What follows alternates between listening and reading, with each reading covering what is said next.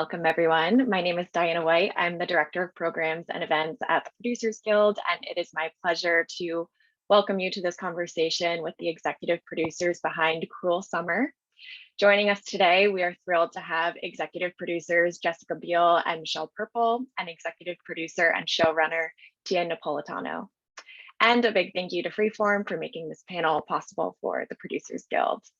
It is my pleasure to also welcome and introduce our moderator, Mara Webster. Mara is the co-founder and head of programming for In Creative, which is a year-round talk series focused on the creative process, both in front of and behind the camera. Thank you all so much for being here. And Mara, I will pass it over to you. Thank you so much. I wanted to dive straight in with all of you by asking a question about the way in which you all came on board this project and the lens in which you wanted to tell this story, because it's a story that very much is told through the female perspective and approaches a lot of themes and topics with a lot of density and really goes beneath the surface. And so for all of you, when you were coming together to collaborate on this project, what were the things that were most important to you and how you wanted to tell this story at the beginning? I had the pleasure of joining this project after the pilot was already shot. The creator, Bert V, brought me on board as his number two, and then I transitioned to showrunner, and I just was so excited about working with Iron Ocean, with Michelle and Jessica, about getting to tell a story for two young women, not just one, but two, to get to tell a story from, both flip sides of the coin, for young women in the 90s, around an age that I was in the 90s, to give the microphone to teen girls just seemed so wonderfully exciting. And it seemed like a show I had never seen before on TV. It seemed challenging in the best way. And I was just very excited and enthusiastic from the beginning. And we, Michelle and I, we came onto this project before the pilot had been shot. So we were working with Bert to create the pilot episode and developing that with him and all of the things that you do for that. And we were just incredibly impressed by the nonlinear storytelling, the multiple years, the multiple looks, the opportunities for young women, young actresses to play so many different characters within one character in all these different time frames and mindsets, and dealing with really intense, raw and hard, challenging episodes and things that these young characters were going through. So we were really interested in, sort of like Tia is saying, sort of giving the microphone to a younger generation from another time, but still, it's completely relatable to what kids are going through, what young adults are going through now, and will probably continue to, to be topical, because, at that age, we're all kind of experiencing similar things, similar challenges, and it doesn't get any easier. And it's nice to see it from two young women's perspective. We were really excited about that. And Michelle, I actually wanted to ask you a little bit about the pitch process and forming a relationship with Freeform on this, because in a previous interview, you talked a little bit about when you and Jessica produced Limetown and it went to Facebook Watch, and that for you, that was a project that maybe wasn't promoted and supported quite as much as you'd hoped by a network. And so when you're looking to sell a project, it's not just about bringing someone on board who's going to distribute it. It's really about forming a coalition and a partnership. And so for the both of you, what was really important to you in terms of looking at what that partnership was going to be and what the other side was going to bring to the table for you both? For sure. Our experience with Limetown has definitely made a step back before selling a project. Sometimes these offers are shiny and look great, but we have to think about, the end result. And I can speak for all three of us when we say that Freeform publicity and marketing exceeded our expectations.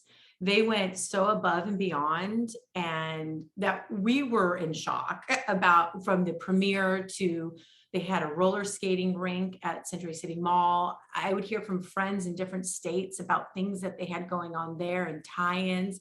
They really stepped up their game. I mean, I don't know what they've done with their other projects, that they've gone as far, but they really did the show right. And I think it helped promote the show that was. Like, you have to have a good show behind the publicity and marketing. So it went hand in hand. They had a great show to promote, and they did a great job promoting it. So it definitely helps when you have the right people on board, and they have the same vision as you do. They weren't trying to sell a different show than the show we made. We made a show that appeals to a much wider audience than one would think, right? It was something Jessica and Tia and I often talked about, was that it appealed to our audience, you know, that are in their 40s, and my nieces, who is 17 to 25. So we were able to touch on in marketing. And my husband, who loved the show. And Justin Timberlake was the #1 fan. Definitely #1 fan. And I mean, off the back of that and the way that it connects with so many different audiences, I think that's a testament to the way in which you've all told this story. And it's also interesting when you look thematically at the show that so many of the themes and conversations around mental health, around aspects like grooming that happen to younger women, are conversations where there was a very different dialogue, and often not a lot of dialogue around these topics at the time that the show is set. And you've managed to tell the story in a way that feels very authentic to the time period, but also doesn't feel dated and has a very timeless quality to it. And so how did you set about doing that, or what were the challenges in really finding that space for this series? I think one of the beautiful challenges of Cruel Summer was making a show, just as you said, that is authentic to the time, but that audiences today want to watch and that feel timeless in a way that they can key into them. And I think when it comes to grooming, when it comes to mental health and the struggles that young people face, those were all happening in the 90s. We just weren't talking about it. So I think those issues were right there, and now we get to talk about it. You know, getting Kate into therapy, giving a voice of authority about things like grooming and mental health felt very freeing, and like we were shining a light on things that were really happening in our own lives, things that are happening in teen lives and in their heads and hearts now. Just felt awesome. It felt like giving power to my teen self and giving a voice to women. It was really important to us. And I think it did shine through on screen, and people felt it. And we're just so incredibly proud and grateful about it. And Jessica, this is a project in which you said very effusively about it that this is the type of show where you would have loved to have played one of these characters if this had come around for you at that point. And I was interested in how that really informed your connectivity to the characters and to the story, and the way that that also informed your collaboration with the cast members, particularly with Kiara and with Olivia playing the two leads. Absolutely. I mean, this would have been a dream project. If I had been their age, I would have been, you know, sending myself tapes in and begging anyone to vouch for me so I could be a part of this project. And what an opportunity, you know. And it's different now. These amazing young actors and actresses, they really have these great opportunities that are challenging. And gosh, I would have just died to be able to do something like this at that time in my life. And yeah, it absolutely made a deeper connection for me to find the right people to step into those roles, which we did with flying colors, because Kiara and Olivia are so amazing. And they just blew us away every day. And, you know, I specifically wanted to do their performance justice with everything else that, you know, you have to do when you're putting a show together, which is the sound design and a soundtrack and the way it looks and your cast and your crew and your DP. And like, we just really wanted to create an environment where, like you're saying, we have the ability to really focus on these tricky things that these young people are going through. And that's really number one. The period and everything else, that you have a great, you know, production team and set design and wardrobe and makeup and hair. You let them do their job, and the period is there. But you don't lean on the period. You know, you lean on what the themes of the show are, what the young women are going through, what the cast is going through. And that's really what I think the show did, which is why why you respond to it, why the demographics, like my husband's demographic, is responding to it, because it's truthful, it's raw, it's authentic things that are happening in a cool period, yes. But that's why I cared about it so much, and really just wanted to do it right for them, because a lot of things can go wrong. And, you know, the editing room is an interesting place. It's this magical spot that things can happen, and also can sort of, you can go down a path you didn't expect. So, you know, I think it just made me hyper focused on trying to get it as right, or as much as we felt was right. And then, you know, when you put it out on the air, you have no idea if it will connect with audiences or not. So, you know, you cross your fingers and jump. And actually, with that connection to audiences, were all of you thinking beyond just the show itself in the different ways that you wanted to try and connect this to audiences? Because, you know, producing and making a show is about so much more than just making the show itself. You know, there's multi-platform strategy that comes together in all of the different ways that you can connect, that you can release content, that you can tease certain things. And so what are some of the ways beyond the series itself that you really wanted to try and connect with audiences as you built a viewership for it? Again, I think the support that we got from Freeform just blew us away when they showed us what they were going to drop on Instagram. It gave you chills. It was so of our show. The vision was just in lockstep with our vision. And I think it really teased what audiences could genuinely expect when they tuned in. And we felt like it was a tee up to what we were about to deliver in a very true way. That it got me excited. You know, I was like, oh, I would watch this show as a viewer, and I made it. You know, we all made it together. And it just hit. I mean, there were TikTokers, and our premiere, they invited, you know, we went socially distanced to the Beverly Hilton, and everyone got rooms, and they invited all of these influencers, and, you know, them promoting the 90s stuff that they threw into those hotel rooms, our premiere. It just felt like the outreach at a time when we were all alone, locked in our houses still, felt very connecty, and like we were really interacting and touching people in a way that we all needed it. I don't know, I know that sounds cheesy, but it was fun. It felt really, really fun, and all of a piece. And Michelle, I also wanted to talk a little bit about your evolution as a producer, because you came from a background where you'd worked at, you know, Amblin Entertainment, DreamWorks, at Team Todd, and very much on the feature side of things. And then obviously through forming this production company alongside Jessica, you know, you're now so entrenched within television, and there's a very different kind of creative skill set that asks from you at times as a producer. And so I was interested in how you felt your skill set and the way that you're supporting other creatives within the team has evolved over the last several years with that.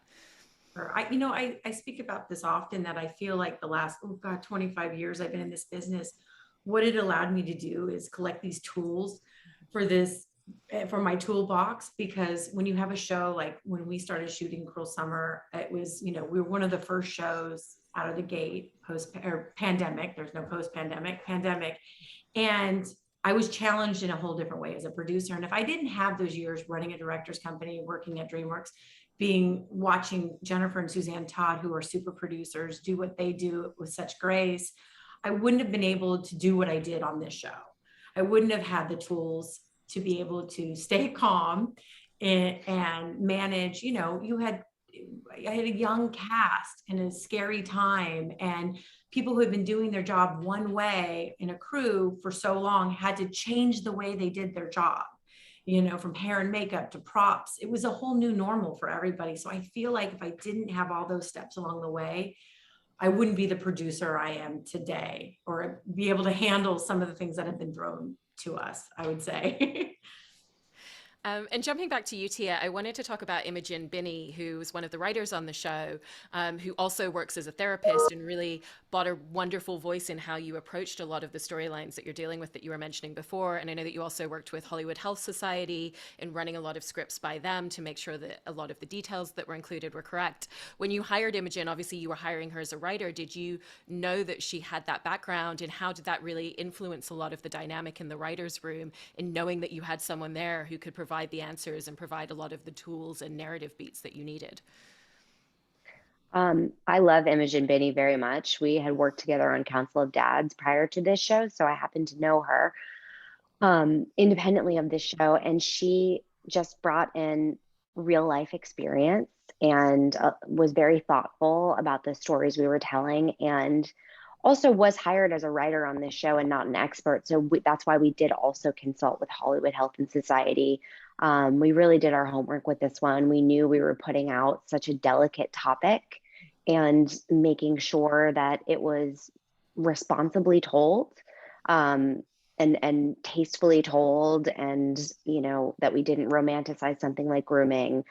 Everyone had in the forefront of their mind, and we felt very supported in everyone that we consulted with. But Imogen brought through a lot of her experience to those therapy scenes in a way that I think were just an incredible gift to the show. And in watching the show as a whole, one of the things that I think a lot of audiences appreciate is that it's so respectful of the intelligence of the audience. And particularly when you're using nonlinear storytelling, you're not constantly revisiting and re-showing us details just to make sure that we caught it the first time. It's about gradually building the layers for us as an audience. And was that something that when you all first came together on this project was a really important aspect? But also, what are the challenges that come with making sure that you're not kind of revisiting details too much, but still capturing everything the audiences need to take in order for the story to work? I think we knew we were asking an audience to pay attention, put down your phone because you'll miss it. But we respect the audience, and we wanted to give them tools like the color timing and certain, obviously the wig change and the hair changes and things that'll help them visually know where they are in time and follow the story, because we do jump around a lot. But we respected the audience and we asked them to pay attention, and we knew it. We knew we were, trust me, we were like, will people be able to follow this? But they did. And, except for my father at times, I think most people were able to follow. It's always a fine-tuned dance that you're trying to figure out how much to say, how much to show. Is it too much? Is it not enough? It's like it's just constant little changes. Try this, try that. Well, that didn't work. Pull that back, push that forward. Now, what do you think? Did you get it? Were you following it? And then you get so close to the story, like Tia and Michelle and I are looking at each other going, well, we know what happened. So we're too close. Let's find someone who we trust to watch this cut and help us have an outside perspective, a different, an observation of, oh yeah, I totally got it, and then, okay, good. So we'll take out those other things that we're trying to do to just assure that we're not confusing anybody. It's just a delicate balance. Every time you're building a show specifically with nonlinear storytelling and dropping hints and like trying to send people this direction and then send them another direction, it's just one of those funny little, you're just walking on the edge the whole time.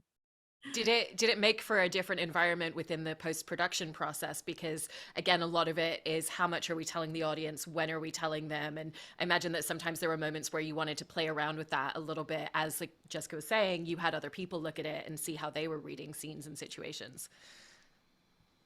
That's exactly right. And it's a puzzle where frequently when you invite someone new into the edit bay or into the virtual edit bay, because it's just like this, it's virtual. It's taking those puzzle pieces and then lining them up in a linear fashion sometimes and seeing, is that less confusing, more confusing? Is it still satisfying? And then frequently putting them back as scrambled as they were in the first place, just because we can. It's a lot. It's the most reordering I've ever seen in post on any show. Mm. And for you as well, Tia, how did that influence the dynamic with you and the cast that you were working with? And were there any different aspects, because there was so much tracking that you had to work with them on in terms of character, not just in the nonlinear storytelling, but also with the time jumps that they're going through with their performances? A lot of conversations, walking them through their character's journey in a linear fashion, saying, I know in the script this happens and this happens, and they're smart, they're all brilliant, wonderful artists, but just experiencing that emotion with them on a phone call, on a Zoom, in a linear fashion, so that they understand, like, wait, where am I in time? What year is it? What just happened? What's about to happen? This was such a collaborative cast. And producing the show was just, we got so lucky with the cast and the crew, everyone on all levels. It was just a love fest and a bunch of people that really cared about the show. And were willing to dive in and invest in knowing, like, I want to know emotionally, where am I in time? What has just happened to me? It just was a joy and a pleasure. Yeah. And for you, Michelle and Jessica, when you were first working on the development of this project, because you were mentioning before the different visual strands of storytelling within it, what was the genesis and the journey of landing on the choices that you made? Because not that much time passes, so it's not like, okay, we're aging up this character 5 or 10 years, so you have to find more nuanced details beyond, you know, Kiara's obvious journey with her hair. That's a great time point for us with all of the other characters as well. Well, that's the big struggle, is usually when you're cutting back to a memory, you're going 10 years, 20 years back, and you know where you are in time. And when you're just, we all don't change that much generally from year to year. So we made it a very, and all departments, right? From set deck and hair, of course, hair and makeup. And if you even notice, like with Kiara, her mannerisms change from year to year. So it was a really like all hands on deck, all, you know, everybody collaborating to make sure it's very clear where you were in time. And obviously with the color timing is something that your brain will know where you are and you can jump. I also really appreciate that within the storytelling and focusing a story on these two female characters, it never shies away from the friction, the tension, the animosity that exists between the two of them. And yet the way that you've told it for the audience, it's not asking us to place blame on either of them or victimhood on either of them. It's really about exploring that gray area. And so what were the challenges in finding that particular space and making sure that that was always the lens that you were presenting for the audience and how you told this? What I remember and feel like was something we talked about all the time was, this is not like a cat fight. This is not a woman against a woman, a young woman against a young woman, and there's going to be this thing and there's going to be this major drama, and like it's this girl versus girl. Like we were worked so hard. We continue to say to each other, this is not what that is. This is not what we're doing. So if we're going down one direction, then it felt a little bit like that sort of stereotypical, you know, young girl against young girl thing. We turned the other direction. That for me was something that I feel like we just continued to beat ourselves over the head with. Like, this is what we are going to make sure we are not going to mess up. Because that's not what this story is about. The story really is about these people are fully complex human beings making some bad decisions, as we all did, and we all still do, you know, constantly trying to like get through life not hurting people or yourself. You know, it's a hard thing to be a human, and it's hard to be a young person. And that was just highly important to us, to respect that these characters are really imperfect, and that we're not doing a stereotypical thing here. We're really trying to sort of break out of that mold and really let these female stories unfold in a really real way, which has aspects of all, you know, all types of different feelings and emotions, and not just, you know, something that you've seen before or that you can expect. We wanted to keep it somewhat surprising, and you know, let these characters really exist in a real way. And there's also the really satisfying viewership aspect of the fact that it does tie up all of the narrative loose ends, you know, and that isn't always common in television. A lot of the time, the final episode of a first season is very much about laying the groundwork for the next season. And you still manage to create enough kind of new moments and new potential open threads within that, but you really tied it up narratively in so many ways. And what was the moment that the three of you all realized that that was a really important thing that you wanted to be able to do for the audience?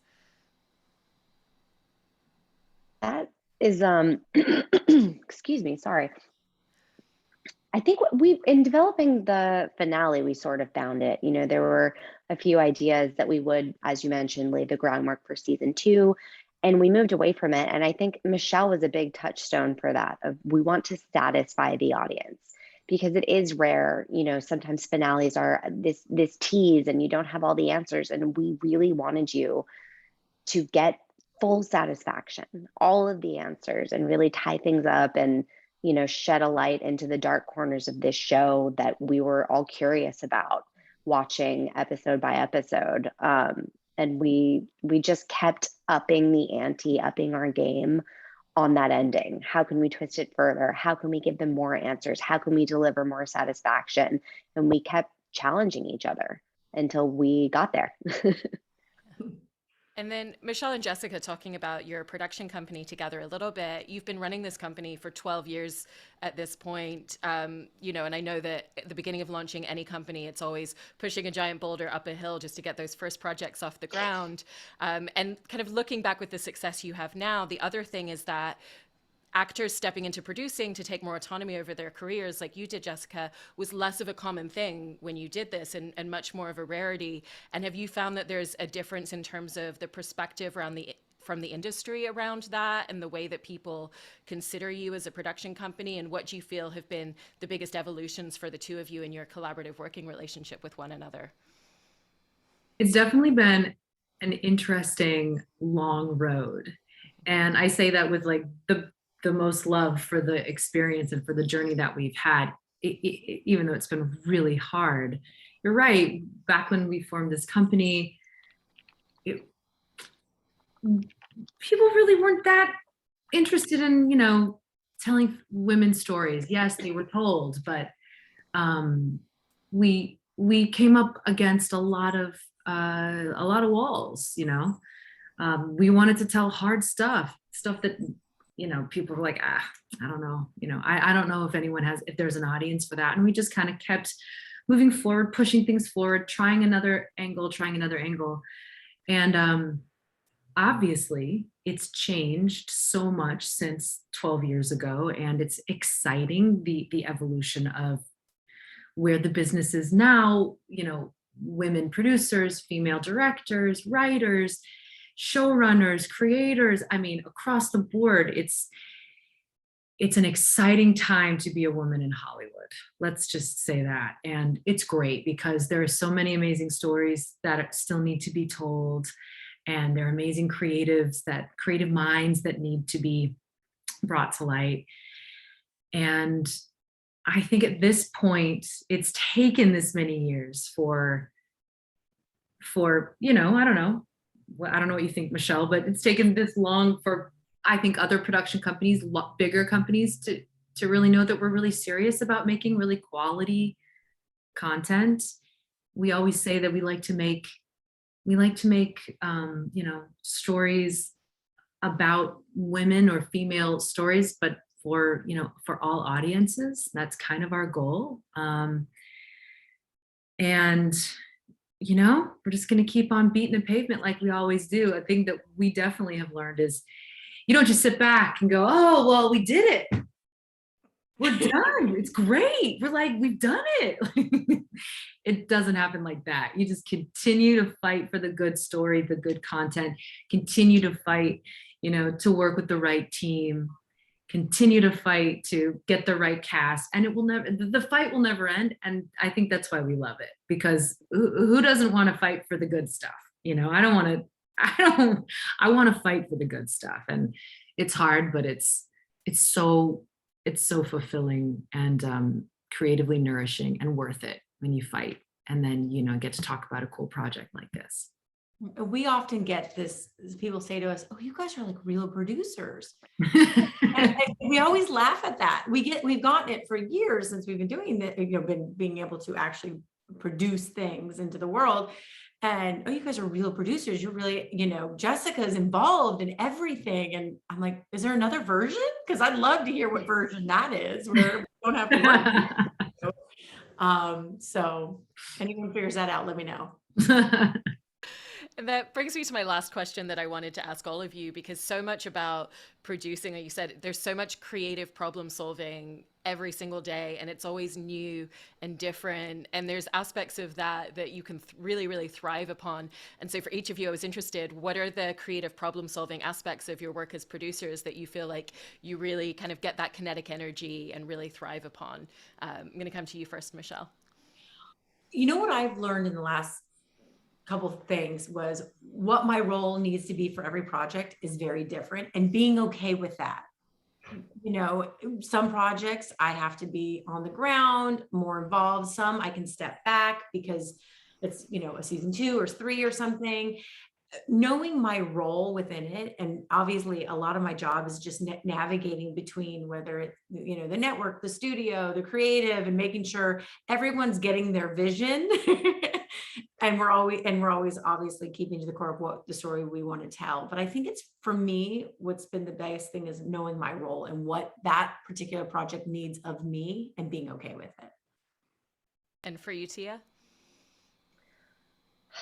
You know, this show, and just to love on Michelle and Jess for a second, they're superstar partners, like the wonderful powerhouse producers. It's insane.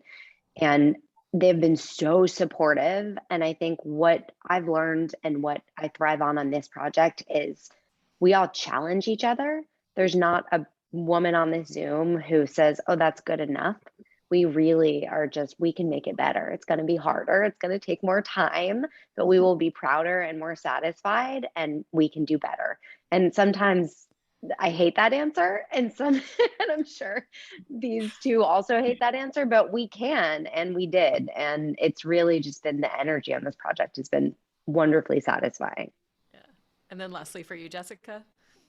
I think for me, it's always the creative partnership with the creators, the writers, the showrunners, the directors, developing the material at an early stage, really having a hand in that, and an opinion that counts and matters. That to me always just feels so amazing. And being able to build a character, whether it's mine or someone else's that, you know, we're going to hire someone else to play, to be there at the ground floor of those characters, is an absolute treasure. Like that is something I tell Michelle often, and Tia, that, you know, when we start from the ground up, by the time we actually start shooting, I've lived with this person for months and months and months. I know the inner workings, the outer workings, what playlist they listen to, you know, what kind of coffee they drink, you know, their secrets. Like I know I'm already inside my body. That is the greatest gift. So for me, the creative elements of producing, and number one, really developing the characters. That's where my little, you know, baby artist heart is just singing with wings, you know, when I get to do that kind of thing. And then Michelle handles all the other hard stuff. Stop it. Well, thank you so much to all of you for sharing that. Congratulations on a really phenomenal first season that's so rich and layered and textured in the way that you've told this fantastic story, and also the pickup for season 2. Can't wait to see it. So thank you to all of you for today. Thank you. Thank you so much for having us. Yeah, Thanks. great one. Bye, everyone.